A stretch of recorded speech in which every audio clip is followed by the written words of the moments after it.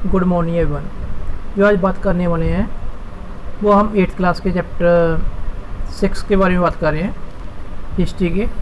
उस चैप्टर का जो नेम है वो नाम क्या है, the कॉलोनिकल and changes in the urban pattern. इसके बारे में बात कर रहे हैं। कॉलोनिकल क्या होता है कि हमें पता है कि जो पावरफुल कंट्री होती हैं वो कमज़ोर कंट्री के ऊपर अपना कब्जा कर लेती हैं। उसका जो भी प्रशासन काम होता है, रूलिंग होती है, रूल करना होता है, वो अपने तरीके से करती हैं। वो अपना फ़ायदा चाहती हैं। जो गवर्नमेंट होती है, जो पावरफुल कंट्री होती है, वो चाहते हैं कि ज़्यादा से ज़्यादा इसमें पैसा कमाया जाए और अपनी कंट्री को बेच दिया जाए। ऐसे लोग वो करते हैं, ज़्यादा से ज़्यादा पैसा कमाने के लिए जो लोग इस प्रकार का काम करते हैं।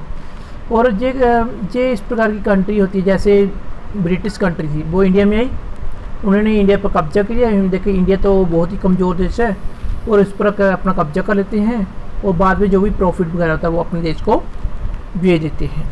इस प्रकार वो क्या कहते हैं, पूरा कंट्रोल करते हैं किसके ऊपर, इंडिया को।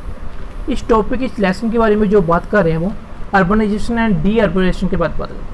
अर्बनाइजेशन प्रोसेस है by the which cities develop due to various. तो हमें पता है कि अर्बनाइजेशन के मीनिंग के शहरीकरण का मीनिंग क्या है कि बहुत सारी सिटी का डेवलपमेंट होता है, तो बहुत सारे रीजन होता, कोई एक नहीं होता। चाहे तो जो देश ने जीता हुआ है, जिस देश ने कब्जा किया है, वो देश क्या करता है कि उसके ऊपर उस सिटी, जो सिटी के ऊपर वो पहले आता है, वहाँ पर न्यू रूल्स लगा देता है, रेलवे सिस्टम सेटअप करता है, रोड्स बनाता है और फैक्ट्री वो लगाता है। इसके कारण वो अर्बनाइजेशन हो जाता है। इन द प्रोसेस ऑफ सेटलाइजेशन of population migrate and settle down the city. तो बाहर की जो लोग होते, गाँव के लोग होते हैं, वहाँ पर आ जाते हैं और बाहर के लोगों को जहाँ पर इस सिटीज़ में आ जाने कर रहने लगे थे और जहाँ पर सेटल डाउन हुए थे। डी अर्बनाइजेशन है is just opposite of the urbanization. जो डी अर्बनाइजेशन है ये इसका ऑपोजिट है। किसका ऑपोजिट है? अर्बनाइजेशन का। It happen when the city no longer remain a good option for trade, commerce, social, culture and political activity. जब वो तब वापरती है जब लगता है कि ये सिटी के अभी ज़्यादा अच्छा काम नहीं करने वाली और इस पे के पास कोई ऑप्शन नहीं आती ट्रेड की, कमर्स की, कल्चर की, तो ये सिटी क्या हो जाता है, पीछे चली जाती है, डिक्लीन हो जाती हैं। तो उसके कारण क्या होता है, हौली हौली सिटी का ख़त्म हो जाती है उसकी फेमस। इसको हम क्या कहते हैं, डी अर्बनाइजेशन कहते हैं। ऐसे रिजल्ट जो पीपल रहते हैं कि लोगों को फोर्स किया जाता है कि आप वापस अपनी सिटी या गाँव में चले जाएँ और इस सिटी को छोड़कर, जो आपकी गांव वगैरह है उसको चले जाएँ, इस सिटी को छोड़कर, जहाँ पर उनका अब जहाँ पर कुछ नहीं होने वाला। इसके लिए लोगों को फोर्स किया जाता है। डी अर्बनाइजेशन इन कॉलोनिकल इंडिया। यदि हम डी अर्बनाइजेशन की बात करते हैं इन इंडिया में ड्यूरिंग द मुगल पीरियड में, तो सिटीज एस्टैब्लिश हुई इन द इंडियन सब continent around important trading centre, ports, political, religious centre. तो मुगल पीरियड में जो सिटी इंपॉर्टेंट सेटअप होती हैं, चाहे पोर्ट्स के रूप में हो, चाहे पोलिटिकल, चाहे रिलीजियस तौर पर हो, लेकिन within the dimension of powers in 1890 century में क्या होता है, जब अंग्रेजों की पावर क्रिएट हो जाती है, अंग्रेजों की पावर बहुत ज़्यादा चली जाती है, इम्प्रूव हो जाती है और इंडिया में ग्रेट रूप में आती है, तो मैंने जो ओल्ड सिटी हैं वो क्या होती हैं, डिक्लीन होने लगती है। डिक्लीन के मीन के वो ख़त्म होने लगती हैं। इसमें जो रीजन होते हैं वो एक नहीं होता, बहुत सारे रीजन्स होते हैं, अलग अलग रीजन होते हैं। तो decline of the old administration centers, जो सेंटर्स हैं under the governors chief provisionally lost their importance due to withdrawal of royal patterns. जो गवर्नर्स होते हैं, जो चीफ थी, वो अपनी जो इम्पोर्टेंस हैं due to the withdrawals royal pattern की वो खो बैठते हैं। The defeat of nawab Sirajuddaula का जो नवाब है, वो जो नवाब है सिराजुद्दौला, किसका, बंगाल का था, जब उसके साथ ब्रिटिश से उसकी लड़ाई होती है, कौन सी लड़ाई होती है, बैटल ऑफ प्लासी। तो इसमें क्या होता है कि पूरी तरह हार जाता है। उसकी कैपिटल थी मुर्शिदाबाद, जो एक बहुत बड़ा सेंटर थी, बहुत बड़ा इंपॉर्टेंट सेंटर थी और अर्बन सेंटर थी एक, जब उसका समय था, जब वहाँ पर वो राजा था। लेकिन जब वो ईस्ट इंडिया कंपनी से हार जाता है, अंग्रेजों से हार जाता है, तो उसकी जो कैपिटल रहती है मुर्शिदाबाद, वो इतनी ज़्यादा इंपॉर्टेंट नहीं रहती। क्यों नहीं रहती? क्योंकि उनकी कलकत्ता सिटी है, क्योंकि ईस्ट इंडिया कंपनी ने अपने फ़ायदे के लिए न्यू कैपिटल को सेटअप कर दिया। तो उसको सिटी को जो कैपिटल को सेटअप किया वो कौन सी थी? कलकत्ता थी। एंड बिकम द इम्पोर्टेंट, वो एक इम्पोर्टेंट सिटी बन जाती है, टाउन बन जाता है।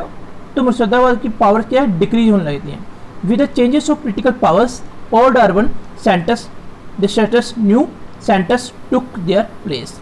तो इसके कारण कि न्यू सेंटर के सेटअप होते हैं, जो पुरानी सिटियाँ वो डिक्रीज होने लगती है। आगे हम जिस बात कर रहे हैं emergency of new trading centre की बात करते हैं। बेस्ट एग्जाम्पल देखते हैं कि जो समय की थी वो द सिटी ऑफ सूरत। सूरत की बात करते हैं। टू बी रिमेंबर, आपको पता ही होगा कि 17वीं सेंचुरी में इट मोस्ट इम्पोर्टेंट सेंटर था किसका, ओवरसी। ओवरसी में in the oversea trade in Mughal empire. Mughal empire में ये सूरत बहुत ही इंपॉर्टेंट सेंटर था। क्यों, जहाँ पर पोर्ट थी, जब बंदरगाह थी, सारा माल जहीं पे उतरता और जहीं पर बाहर से एक्सपोर्ट होता था। ये मेन सोर्स था ट्रेड का।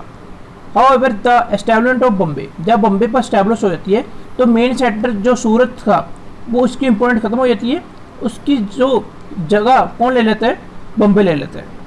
इन द मालिक पुटम was the thriving the port in the 17th century and it importance greatly decline as the more and more oversee.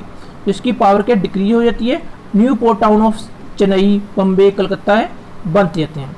Decline of the industries and handicrafts. तो handicrafts क्या था, जो industry हाथों को जो इंडस्ट्री सेटअप थी, जो घरेलू इंडस्ट्री थी वो खत्म होने लगी थी। जो घर की बनी हुई चीज़ें थी, घर के बने कपड़े थे, वो उसकी जो इम्पोर्टेंस खत्म हो रही थी। क्योंकि अभी जो तरीका मशीनों ने ले लिया वो उसका मुकाबला नहीं कर सकते हाथों की बनी, क्योंकि हाथों की बनी हुई चीज़ें बहुत महंगी होती थी और मशीनों की बनी हुई चीज़ें सस्ती भी होती थी। Many old towns which earliest travels on the such industries decline. तो बहुत सारी पावर क्या डिक्लीन हो चुकी थी। One of the best example is city of Dacca. जो सबसे इम्पोर्टेंट सिटी के बारे में की है वो डेक्का के बारे में बताएं। Statement on new modes of transport. 19th century में क्या होता है, building of railways led the decline in the importance many of order towns in the two ways. तो मेन रीजन जो रेलवे स्टेशन, रेलवे सेटअप होने के कारण जो इम्पोर्टेंस थी, जो इम्पोर्टेंस की ओल्डर टाउन की वो ख़त्म होने लगती है। फर्स्ट रेलवे चेंज कर दिया, तो ओल्डर ट्रेड था उसके रूट को चेंज कर दिया। जो नवे उन्होंने अंग्रेजों ने अपनी जहाँ पर उनकी सिटी थी वहाँ पर ही उन्होंने रेलवे लाइन बिछाई। रेलवे लाइन बिछाने के कारण जो ओल्ड सिटी के ऊपर उनका वो अपने ओल्ड सिटी की पावर अपने आप खत्म होने लगी। Sometime the by passing the rolled old city, bypass करती थी। Railway were main connect the कॉलोनिकल cities with each other. जो कॉलोनिकल गवर्नमेंट की सिटी थी उसके एक दूसरे कनेक्ट करती थी।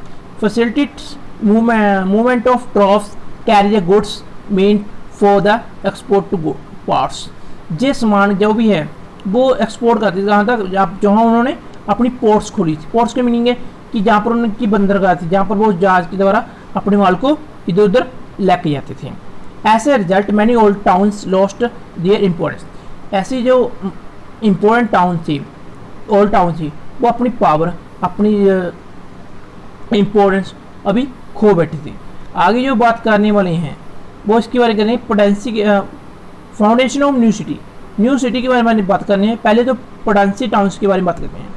तो पोटेंसी टाउन से मार्च इन द 19th सेंचुरी में आते हैं और जो 3 old factories town East India Company setup in Madras. तो जो ब्रिटिश गवर्नमेंट थी उन्होंने अपने 3 ओल्ड फैक्ट्री टाउन सेटअप किए। That East India Company setup कहाँ पर, मद्रास में, बम्बे में, कलकत्ता में। इन तीनों को उन्होंने बहुत अच्छा बनाया, उसका डेवलपमेंट किया। इसको इन्होंने पोटेंसी के नाम पर जाना जाता। इन द 19th सेंचुरी में क्या होता है, addition to bring cheap ports, जहाँ पर ये बड़ी बड़ी चीप पोर्ट्स सेटअप की। Centre become the administration capitals of 3 most important provision. 3 important provision है and developed a large administration business centre, जहाँ पर अपना बहुत बड़ा बिजनेस सेटअप किया। बिजनेस एंड उन्होंने अपना राय प्रबंधी जहाँ पर बहुत अच्छी तरीके से सेटअप किया। बम्बे, जिसको आज मुंबई भी कहा जाता है, इसके बारे में बात करते हैं। The British the first are establish the factories, कहाँ पर सेट की, सूरत में की थी। कब की, 1612 में। Following the performance of 1969 and to control their trade on the west coastal area. Of India. उन्होंने सोचा कि हमने क्या करना है कि हमने ब्रिटिश की जो, वो कहते हैं कि ब्रिटिश लोग कहते हैं कि हमने ट्रेड के ऊपर कंट्रोल करना है। कहाँ पर? वेस्टर्न कोस्ट एरिया में। वो कौन सा एरिया था? वो इंडिया का एरिया। वो कहते हैं कि हम यहाँ पर क्या करेंगे, अपना कंट्रोल कर लेंगे। And since the Maratha were the great threat to be British एसूरत, तो मराठा ग्रेट थ्रेट थी तो British एसूरत the British establish another centre. उन लोगों की ब्रिटिश कहते हैं कि हमारे मराठे से लड़ाई होगी, उन्होंने कहा कि हम न्यू सेंटर अब सेटअप कर लें। उन्होंने न्यू सेंटर का हम सेटअप किया बॉम्बे में। And where they found themself away from the Maratha. Maratha बहुत दूर था, पुर्त इंटरफेरेंस, पुर्त लोगों ने इनको एंटर करने लगे। वो चाहते कि हम ज़्यादा प्रॉफिट कमाने लगे जैसे ब्रिटिश कमा रहे हैं। As the headquarter of East India company west coast, the British declare Bombay as presidency. Bombay को एक प्रेसिडेंसी क्लियर कर दी और वहाँ पर अपना गवर्नर नियुक्त कर दिया। इस terrace location on the sea source soon helper to become naval base of British. तो एक ब्रिटिश का बहुत बड़ा नेवल क्रिएट हो जाता है। तो हमने देखा कि चैप्टर में क्या कुछ लिखा हुआ है, तो आई थिंक आप लोगों को कंसेप्ट भी क्लियर हो गया है। तो आगे जो मद्रास के बारे में बात करते हैं, तो जिसका चेन्नई कहा जाता है, the British landed Malikpuram in 1611 and 2 years later, बाद में क्या, ही प्रमोटेड टू बिल्ड वहाँ पर फोर्ट फैक्ट्री बनाई। And he because the opposition from the Dutch, जो डच के ऑपोजिट थे, and they shifted their centre to activity Madras. तो मद्रास को जो activity they shifted their centre, जो एक्टिविटी मद्रास की यहाँ पर सेटअप कर दिया। एंड मद्रास बिकम एक एडवेंचर बन की प्लेस बन गया फॉर ट्रेड के लिए। And Indonesia islands known as species, Madras व राइस पावर क्रिएट हुई एंड रैंक ऑफ पोटेंसी के रूप में कब हुई? इन 1658 में। ऑल द फैक्ट्रीज जो बंगाल की में थी, जहाँ कॉर्नमेंट कॉस्ट में बार सबोर्डिनेट टू द इट, इसके अंदर आ चुकी थी। Then governor after the governor appointed, the governor के सेटअप किए गए अंडर हुज जिनको पूरा पावर दे दी, कंट्रोल कर दिया, और फ्लोरेंस टिल 1746 तक पूरे उस पर कंट्रोल कर लिया। ड्यूरिंग द फर्स्ट, जब कनेटिक वार होता है 1744 टू 48 में ब्रिटिश एंड फ्रेंच के बीच, it was capture by the French को जाके कैप्चर किया गया, but ultimately return to British, पर उसी वक्त ब्रिटिश को उसने रिटर्न कर दिया 1748 में।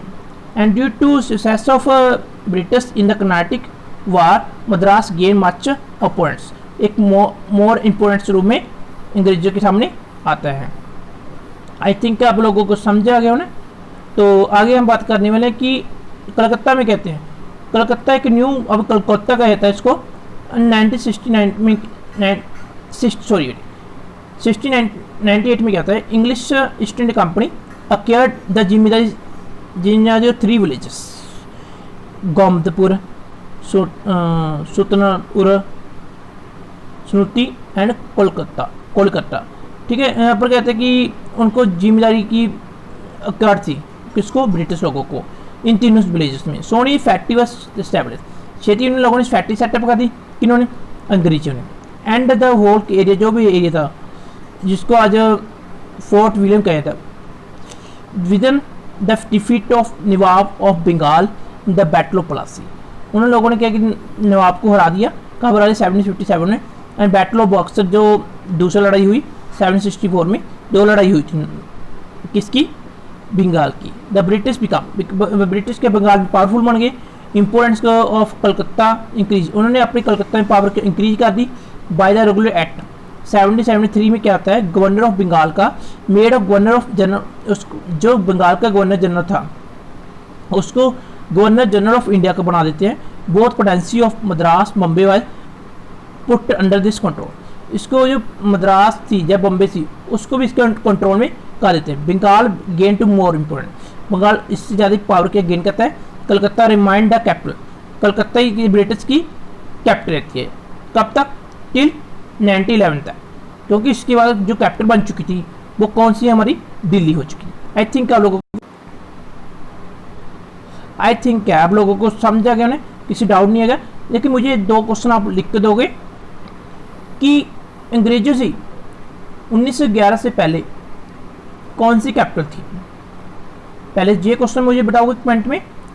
सेकंड बताऊंगी कि उनकी जो पोटेंसी टाउन थे अंग्रेजों के, वो कौन कौन से थे, और बंगाल में कौन से 2 वार हुए थे अंग्रेजों में और मुगलों के बीच के। नवाब ऑफ बंगाल के, जो नवाब है बंगाल का, और ब्रिटिश के बीच में जो वार हुए थे उसके बारे में मुझे कमेंट कर बताओगे।